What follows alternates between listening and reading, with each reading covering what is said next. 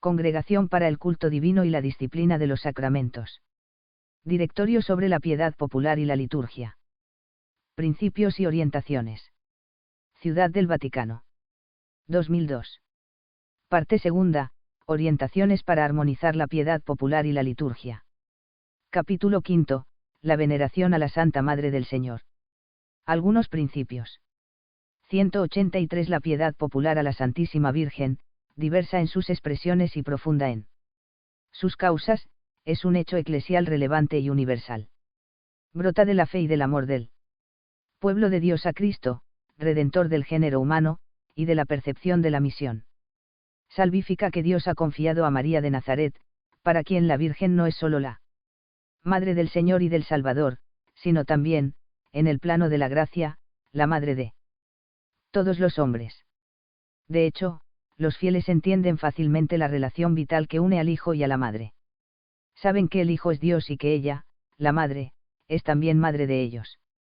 Intuyen la santidad inmaculada de la Virgen, y venerándola como Reina gloriosa en el cielo, están seguros de que ella, llena de misericordia, intercede en su favor, y por tanto imploran con confianza su protección. Los más pobres la sienten especialmente cercana. Saben que fue pobre como ellos, que sufrió mucho, que fue paciente y mansa. Sienten compasión por su dolor en la crucifixión y muerte del Hijo, se alegran con ella por la resurrección de Jesús. Celebran con gozo sus fiestas, participan con gusto en sus procesiones, acuden en peregrinación a sus santuarios, les gusta cantar en su honor, le presentan ofrendas votivas. No permiten que ninguno la ofenda e instintivamente desconfían de quien no la honra.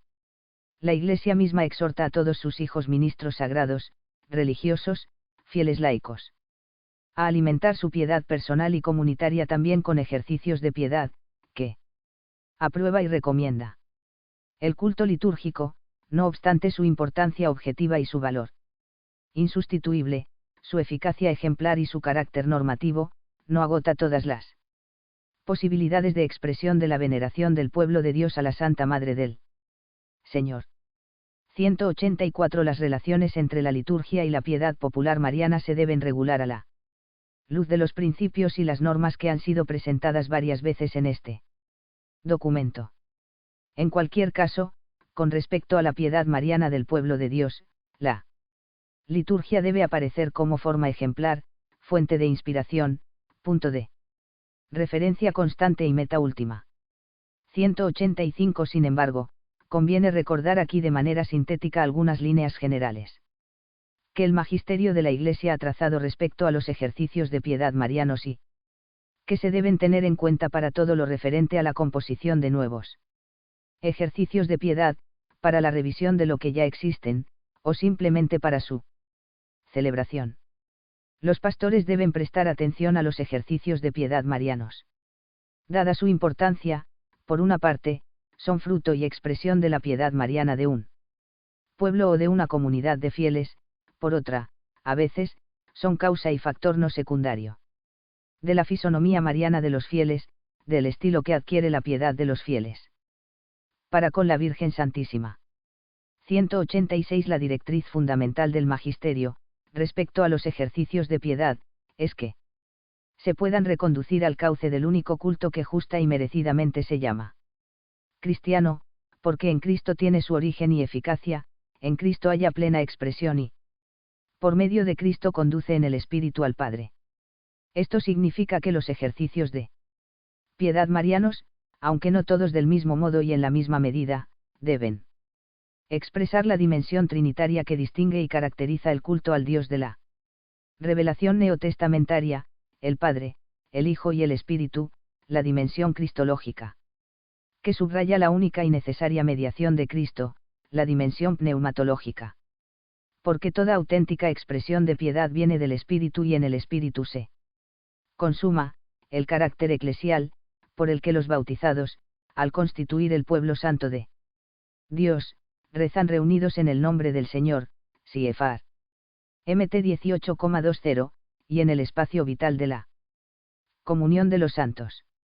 Recurrir de manera continua a la Sagrada Escritura, entendida en el sentido de la Sagrada Tradición, no descuidar, manteniendo íntegra la confesión de fe de la Iglesia, las exigencias del movimiento ecuménico, considerar los aspectos antropológicos de las expresiones cultuales, de manera que reflejen una visión adecuada del hombre y respondan a sus exigencias, hacer patente la tensión escatológica, elemento esencial del mensaje cristiano, explicitar el compromiso misionero y el deber de dar testimonio, que son una obligación de los discípulos del Señor.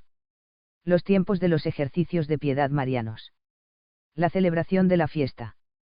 187. Los ejercicios de piedad marianos se relacionan, casi todos, con una fiesta litúrgica. Presente en el calendario general del rito romano, o en los calendarios particulares de las diócesis o familias religiosas. A veces, el ejercicio de piedad es previo a la institución de la fiesta, como en el caso del Santo Rosario, a veces la fiesta es muy anterior al ejercicio de piedad, como en el caso del Angelus Domini. Este hecho pone de manifiesto la relación que existe entre la liturgia y los ejercicios de piedad y cómo estos últimos encuentran su momento culminante en la celebración de la fiesta. En cuanto litúrgica, la fiesta está en relación con la historia de la salvación y celebra un aspecto de la asociación de la Virgen María al misterio de Cristo. Se debe celebrar, por tanto, conforme a las normas de la liturgia y en el respeto a la jerarquía entre actos litúrgicos y ejercicios de piedad vinculados con ellos. Sin embargo, una fiesta de la Virgen Santísima, en cuanto manifestación popular, conlleva unos valores antropológicos que no se pueden olvidar. El sábado. 188. Entre los días dedicados a la Virgen Santísima destaca el sábado, que tiene la categoría de memoria de Santa María. Esta memoria se remonta a la época carolingia. Siglo IX, pero no se conocen los motivos que llevaron a elegir el sábado como día de Santa María. Posteriormente se dieron numerosas explicaciones que no acaban de satisfacer del todo a los estudiosos de la historia de la piedad. Hoy en día, prescindiendo de sus orígenes históricos no aclarados del todo, se ponen de relieve, con razón, algunos de los valores de esta memoria, a los cuales la espiritualidad contemporánea es más sensible, el ser recuerdo de la actitud materna y de discípula de la Santa Virgen que durante el Gran Sábado cuando Cristo yacía en el sepulcro, fuerte únicamente por su fe y su esperanza, sola entre todos los discípulos, esperó vigilante la resurrección del Señor, preludio e introducción a la celebración del domingo, fiesta primordial, memoria semanal de la resurrección de Cristo, signo, con su ritmo semanal, de que la Virgen está continuamente presente y operante en la vida de la Iglesia. También la piedad popular es sensible al valor del sábado como día de Santa María. No. Es raro el caso de comunidades religiosas y de asociaciones de fieles cuyos estatutos prescriben presentar todos los sábados algún obsequio particular a la Madre del Señor, a veces con ejercicios de piedad compuestos especialmente para este día. Triduos, septenarios, novenas marianas. 189. Precisamente porque es un momento culminante, la fiesta suele estar precedida y preparada por un triduo, septenario o novena. Estos tiempos y modos de la piedad popular se deben desarrollar en armonía con los tiempos y modos de la liturgia. Triduos, septenarios, novenas, pueden constituir una ocasión propicia no solo para realizar ejercicios de piedad en honor de la Virgen, sino también pueden servir para presentar a los fieles una visión adecuada del lugar que ocupa en el misterio de Cristo y de la Iglesia, y la función que desempeña. Los ejercicios de piedad no pueden permanecer ajenos a los progresivos avances de la investigación bíblica y teológica sobre la Madre del Salvador, es más, se deben convertir, sin que cambie su naturaleza, en medio catequético para la difusión y conocimiento de los mismos. Triduos, septenarios y novenas, servirán para preparar verdaderamente la celebración de la fiesta, si los fieles se sienten movidos a acercarse a los sacramentos de la penitencia y de la Eucaristía y a renovar su compromiso cristiano a ejemplo de María, la primera y más perfecta discípula de Cristo. En algunas regiones, el día 13 de cada mes, en recuerdo de las apariciones de la Virgen de Fátima, los fieles se reúnen para tener un tiempo de oración mariana. Los meses de María. 190. Con respecto a la práctica de un mes de María, extendida en varias iglesias tanto de Oriente como de Occidente, se pueden recordar algunas orientaciones fundamentales. En Occidente, los meses dedicados a la Virgen, nacidos en una época en la que no se hacía mucha referencia a la liturgia como forma normativa del culto cristiano, se han desarrollado de manera paralela al culto litúrgico. Esto ha originado, y también hoy origina, algunos problemas de índole litúrgico pastoral que se deben estudiar cuidadosamente. 191. En el caso de la costumbre occidental de celebrar un mes de María en mayo, en algunos países del hemisferio sur en noviembre, será oportuno tener en cuenta las exigencias de la liturgia, las expectativas de los fieles, su maduración en la fe, y estudiar el problema que suponen los meses de María en el ámbito de la pastoral de conjunto de la Iglesia local, evitando situaciones de conflicto pastoral que desorienten a los fieles, como sucedería, por ejemplo, si se tendiera a eliminar el mes de mayo. Con frecuencia, la solución más oportuna será armonizar los contenidos del mes de María con el tiempo del año litúrgico. Así, por ejemplo, durante el mes de mayo, que en gran parte coincide con los 50 días de la Pascua, los ejercicios de piedad deberán subrayar la participación de la Virgen en el misterio pascual, CFR. Y en 19,25 a 27, y en el acontecimiento de Pentecostés, CFR. Hech 1,14, que inaugura el camino de la Iglesia, un camino que ella, como partícipe de la novedad del resucitado, recorre bajo la guía del Espíritu. Y puesto que los 50 días son el tiempo propicio para la celebración y la mistagogia de los sacramentos de la iniciación cristiana, los ejercicios de piedad del mes de mayo podrán poner de relieve la función que la Virgen, glorificada en el cielo, desempeña en la tierra, aquí y ahora, en la celebración de los sacramentos del bautismo, de la confirmación y de la Eucaristía. En definitiva, se deberá seguir con diligencia la directriz de la Constitución Sacrosanctum Concilium sobre la necesidad de que el espíritu de los fieles se dirija, sobre todo, a las fiestas del Señor, en las cuales se celebran los misterios de salvación. Durante el curso del año, misterios a los cuales está ciertamente asociada Santa María Virgen. Una oportuna catequesis convencerá a los fieles de que el domingo, memoria semanal de la Pascua, es el día de fiesta primordial. Finalmente, teniendo presente que en la liturgia romana las 4 semanas de Adviento constituyen un tiempo mariano, armónicamente inscrito en el año litúrgico, se deberá ayudar a los fieles a valorar convenientemente las numerosas referencias a la Madre del Señor, presentes en todo este periodo. Algunos ejercicios de piedad recomendados por el Magisterio. 192. No es cuestión de hacer aquí un elenco de todos los ejercicios de piedad recomendados por el Magisterio.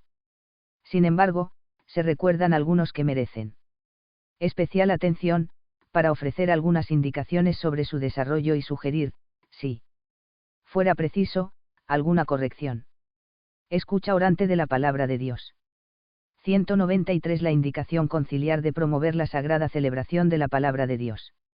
En algunos momentos significativos del año litúrgico puede encontrar, también, una aplicación válida en las manifestaciones de culto en honor de la Madre del Verbo encarnado. Esto se corresponde perfectamente con la tendencia general de la piedad cristiana, y refleja la convicción de que actuar como ella ante la palabra de Dios es ya un obsequio excelente a la Virgen, CFR. LC 2,19.51.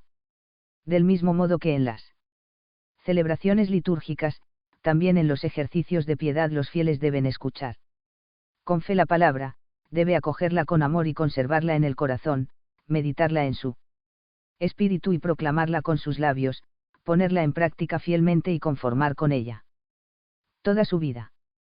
194. Las celebraciones de la palabra, por las posibilidades temáticas y estructurales que permiten, ofrecen múltiples elementos para encuentros de culto que sean a la vez Expresiones de auténtica piedad y momento adecuado para desarrollar una catequesis sistemática sobre la Virgen. Sin embargo, la experiencia nos enseña que las celebraciones de la palabra no pueden tener un carácter predominantemente intelectual o exclusivamente didáctico, por el contrario, deben dar lugar en los cantos, en los textos de oración, en el modo de participar de los fieles a formas de expresión sencillas y familiares, de la piedad popular, que hablan de modo inmediato al corazón del hombre. El Angelus Domini. 195. El Angelus Domini es la oración tradicional con que los fieles, 3 veces al día. Esto es, al alba, a mediodía y a la puesta del sol, conmemoran el anuncio del ángel Gabriel a María. El Angelus es, pues, un recuerdo del acontecimiento salvífico por él, que, según el designio del Padre, el Verbo, por obra del Espíritu Santo, se hizo hombre. En las entrañas de la Virgen María. La recitación del Angelus está profundamente arraigada en la piedad del pueblo cristiano. Y es alentada por el ejemplo de los romanos pontífices. En algunos ambientes, las nuevas condiciones de nuestros días no favorecen la recitación del Angelus, pero en otros muchos las dificultades son menores, por lo cual se debe procurar por todos los medios que se mantenga viva y se difunda esta devota costumbre, sugiriendo al menos la recitación de 3 Ave Marías. La oración del Angelus, por su sencilla estructura, su carácter bíblico, su ritmo casi litúrgico, que santifica diversos momentos de la jornada. Su apertura al misterio pascual, a través de los siglos conserva intacto su valor y su frescura. Incluso es deseable que, en algunas ocasiones, sobre todo en las comunidades religiosas, en los santuarios dedicados a la Virgen, durante la celebración de algunos encuentros, el Angelus Domini, sea solemnizado, por ejemplo, mediante el canto del Ave María, la proclamación del Evangelio de la Anunciación y el toque de campanas. El Regina Caeli. 196. Durante el tiempo pascual, por disposición del Papa Benedicto XIV, 20 de abril de 1742, en lugar del Angelus Domini se recita la célebre antífona Regina Caeli. Esta antífona, que se remonta probablemente al siglo XI, asocia de una manera feliz el misterio de la encarnación del Verbo, el Señor, a quien has merecido llevar, con él. Acontecimiento pascual, resucitó, según su palabra, mientras que la invitación a la alegría, alégrate, que la comunidad eclesial dirige a la Madre por la resurrección del Hijo, remite y depende de la invitación a la alegría, alégrate, llena de gracia, LC. 1,28, que Gabriel dirigió a la humilde sierva del Señor, llamada a ser la madre del Mesías Salvador. Como sea sugerido para el Angelus, será conveniente a veces solemnizar el Regina Caeli, además de con el canto de la antífona, mediante la proclamación del Evangelio de la Resurrección. El Rosario. 197. El Rosario o Salterio de la Virgen es una de las oraciones más excelsas a la Madre del Señor. Por eso, los sumos pontífices han exhortado repetidamente a los fieles a la recitación frecuente del Santo Rosario, oración de impronta bíblica, centrada en la contemplación de los acontecimientos salvíficos de la vida de Cristo, a quien estuvo asociada estrechamente la Virgen Madre. Son numerosos los testimonios de los pastores y de hombres de vida santa sobre el valor y eficacia de esta oración. El rosario es una oración esencialmente contemplativa, cuya recitación exige un ritmo tranquilo y un reflexivo remanso, que favorezcan, en quien ora, la meditación de los misterios de la vida del Señor. Está expresamente recomendado en la formación y en la vida espiritual de los clérigos y de los religiosos. 198. La Iglesia muestra su estima por la oración del Santo Rosario al proponer un rito para la bendición de los rosarios. Este rito subraya el carácter comunitario de la oración del rosario. La bendición de los rosarios se acompaña de la bendición a los que meditan los misterios de la vida, muerte y resurrección del Señor, para que puedan establecer una armonía perfecta entre la oración y la vida. Por otra parte, sería recomendable realizar la bendición de los rosarios, tal como sugiere el bendicional, con la participación del pueblo, durante las peregrinaciones a santuarios marianos, en las fiestas de la Virgen María, en especial la del Rosario, o al final del mes de octubre. 199. A continuación se presentan algunas sugerencias que, conservando la naturaleza propia del Rosario, pueden hacer que su recitación sea más provechosa. En algunas ocasiones la recitación de Rosario podría adquirir un tono celebrativo, mediante la proclamación de lecturas bíblicas referidas a cada misterio, con el canto de algunas partes, mediante una distribución prudente de las diferentes funciones, con la solemnización de los momentos de inicio y conclusión de la oración. 200. Para los que recitan una tercera parte del Rosario, la costumbre distribuye los misterios según los días de la semana: gozosos, lunes y jueves; dolorosos, martes y viernes; gloriosos, miércoles, sábado y domingo. Esta distribución, si se mantiene con demasiada rigidez, puede dar lugar a una oposición entre el contenido de los misterios y el contenido litúrgico del día. Se pueden pensar, por ejemplo, en la recitación de los misterios dolorosos en el día de Navidad, cuando sea viernes. En estos casos se puede mantener que la característica litúrgica de un determinado día debe prevalecer sobre su situación en la semana, pues no resulta ajeno a la naturaleza del Rosario realizar, según los días del año litúrgico, oportunas sustituciones de los misterios, que permitan armonizar ulteriormente el ejercicio de piedad con el tiempo litúrgico. Así, por ejemplo, actúan correctamente los fieles que el 6 de enero, solemnidad de la Epifanía, recitan los misterios gozosos y como quinto misterio contemplan la adoración de los magos, en lugar del episodio de Jesús perdido y hallado en el templo de Jerusalén. Obviamente, este tipo de sustituciones se debe realizar con ponderación, fidelidad a la escritura y corrección litúrgica. 201. Para favorecer la contemplación y para que la mente concuerde con la voz, los pastores y los estudiosos han sugerido en muchas ocasiones restaurar el uso de la cláusula, una antigua estructura del Rosario que sin embargo nunca desapareció del todo. La cláusula, que se adapta bien a la naturaleza repetitiva y meditativa del Rosario, consiste en una oración de relativo que sigue al nombre de Jesús y que recuerda el misterio enunciado.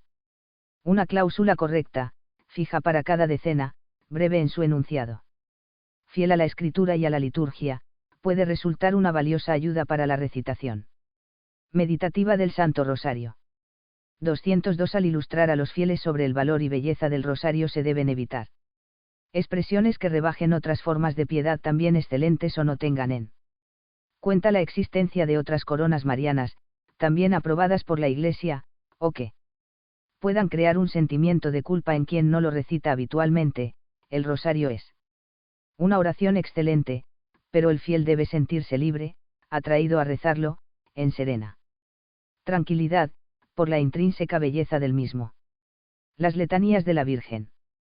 203. Entre las formas de oración a la Virgen, recomendadas por el Magisterio, están las letanías. Consisten en una prolongada serie de invocaciones dirigidas a la Virgen, que, al sucederse una a otra de manera uniforme, crean un flujo de oración caracterizado por una insistente alabanza súplica. Las invocaciones, generalmente muy breves, constan de dos partes: la primera de alabanza, Virgo Clemens; la segunda de súplica, Ora pro nobis. En los libros litúrgicos del rito romano hay dos formularios de letanías, las letanías lauretanas, por las que los romanos pontífices han mostrado siempre su estima; las letanías para el rito de coronación de una imagen de la Virgen María, que en algunas ocasiones pueden constituir una alternativa válida al formulario lauretano. No sería útil, desde el punto de vista pastoral, una proliferación de formularios de letanías; por otra parte, una limitación excesiva no tendría suficientemente en cuenta las riquezas de algunas iglesias locales o familias religiosas. Por ello, la Congregación para el Culto Divino ha exhortado a tomar en consideración otros formularios antiguos o nuevos en uso en las iglesias locales o institutos religiosos, que resulten notables por su solidez estructural y la belleza de sus invocaciones. Esta exhortación se refiere, evidentemente, a ámbitos locales o comunitarios bien precisos.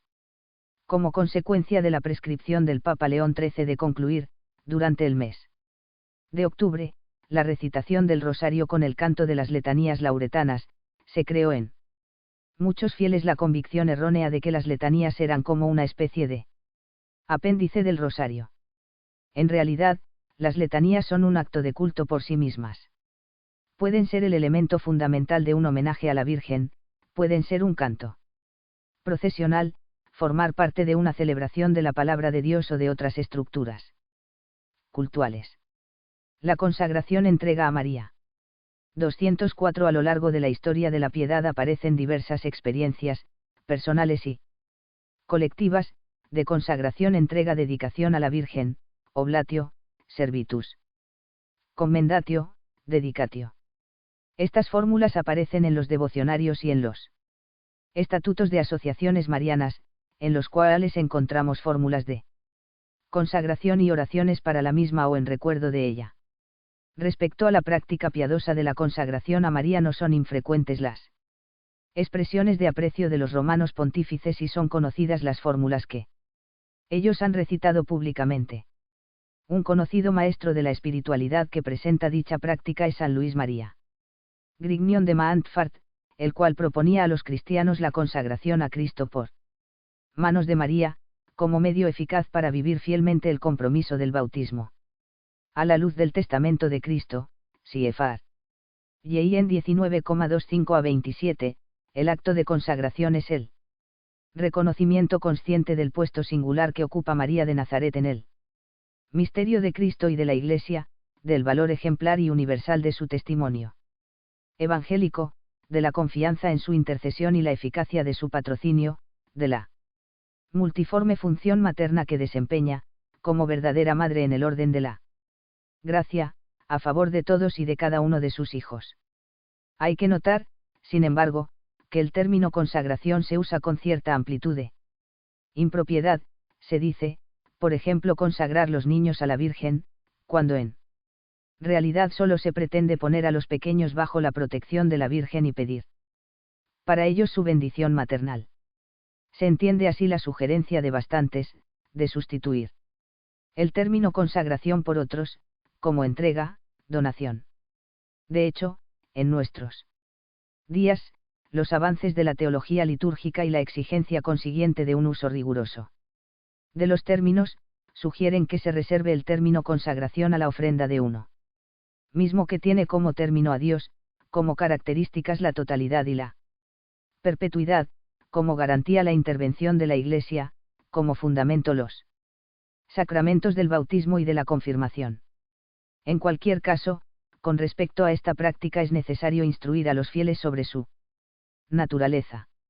Aunque tenga las características de una ofrenda total y perenne, es sólo analógica respecto a la consagración a Dios, debe ser fruto no de una emoción pasajera, sino una decisión personal, libre, madurada en el ámbito de una visión precisa del dinamismo de la gracia, se debe expresar de modo correcto, en una línea, por así decir, litúrgica, al Padre por Cristo en el Espíritu Santo, implorando la intercesión gloriosa de María, a la cual se confía totalmente, para guardar con fidelidad los compromisos bautismales y vivir en una actitud filial con respecto a ella, se debe realizar fuera del sacrificio eucarístico, pues se trata de un acto de devoción que no se puede asimilar a la liturgia.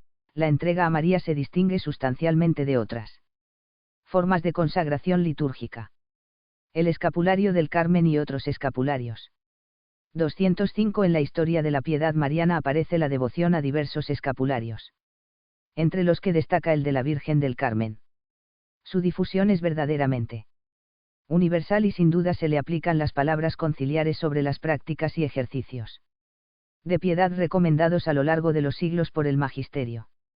El escapulario del Carmen es una forma reducida del hábito religioso de la Orden de Hermanos de la Bienaventurada Virgen del Monte Carmelo, se ha convertido en una devoción muy extendida e incluso más allá de la vinculación a la vida y espiritualidad de la familia carmelitana, el escapulario conserva una especie de sintonía con la misma. El escapulario es un signo exterior de la relación especial, filial y confiada, que se establece entre la Virgen, Reina y Madre del Carmelo, y los devotos que se confían a ella con total entrega y recurren con toda confianza a su intercesión maternal, recuerda la primacía de la vida espiritual y la necesidad de la oración. El escapulario se impone con un rito particular de la Iglesia, en el que se declara que recuerda el propósito bautismal de revestirse de Cristo, con la ayuda de la Virgen Madre, solicita de nuestra conformación con el Verbo hecho hombre, para alabanza de la Trinidad, para que llevando el vestido nupcial, lleguemos a la patria del cielo. La imposición del escapulario del Carmen, como la de otros escapularios, se debe reconducir a la seriedad de sus orígenes, no debe ser un acto más o menos improvisado, sino el momento final de una cuidadosa preparación, en la que el fiel se hace consciente de la naturaleza y de los objetivos de la asociación a la que se adhiere y de los compromisos de vida que asume. Las medallas marianas. 206. A los fieles les gusta llevar colgadas del cuello, casi siempre, medallas con la imagen de la Virgen María. Son testimonio de fe, signo de veneración a la Santa Madre del Señor, expresiones de confianza en su protección maternal.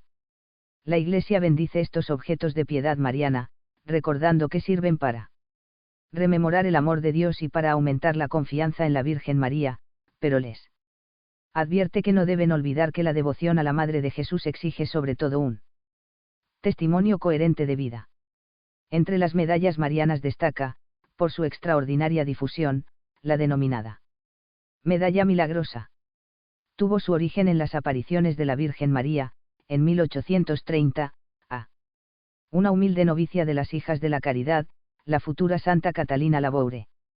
La medalla, acuñada conforme a las indicaciones de la Virgen a la Santa, ha sido llamada microcosmos mariano a causa de su rico simbolismo, recuerda el misterio de la redención, el amor del corazón de Cristo y del corazón doloroso de María, la función mediadora de la Virgen, el misterio de la Iglesia, la relación entre la tierra y el cielo, entre la vida temporal y la vida eterna. Un nuevo impulso para la difusión de la medalla milagrosa vino de San Maximiliano María Kolbe, más 1941, y de los movimientos que inició o que se inspiraron en él. En 1917.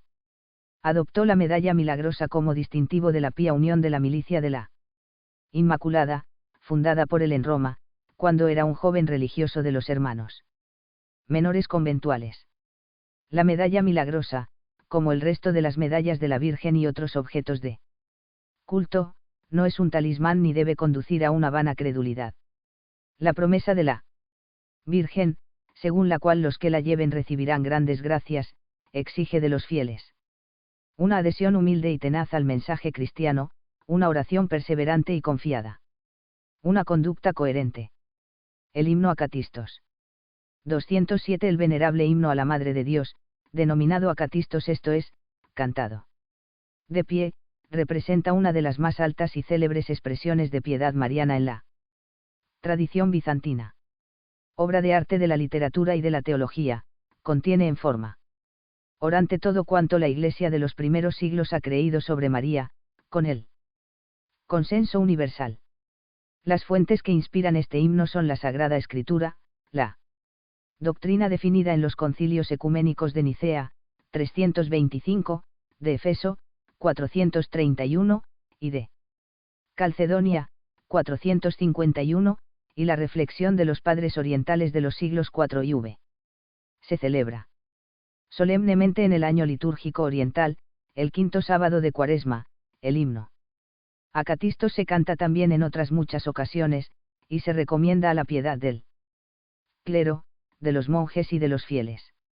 En los últimos años este himno se ha difundido mucho, también en las comunidades de fieles de rito latino. Especialmente han contribuido a su conocimiento algunas solemnes celebraciones marianas que tuvieron lugar en Roma, con la asistencia del Santo Padre y con amplia resonancia eclesial. Este himno antiquísimo, que constituye el fruto maduro de la más antigua tradición de la Iglesia indivisa en honor de María, es una llamada Invocación a la unidad de los cristianos bajo la guía de la Madre del Señor, tanta riqueza de alabanzas, acumulada por las diversas manifestaciones de la gran tradición de la Iglesia, podría ayudarnos a que ésta vuelva a respirar plenamente con sus dos pulmones, Oriente y Occidente.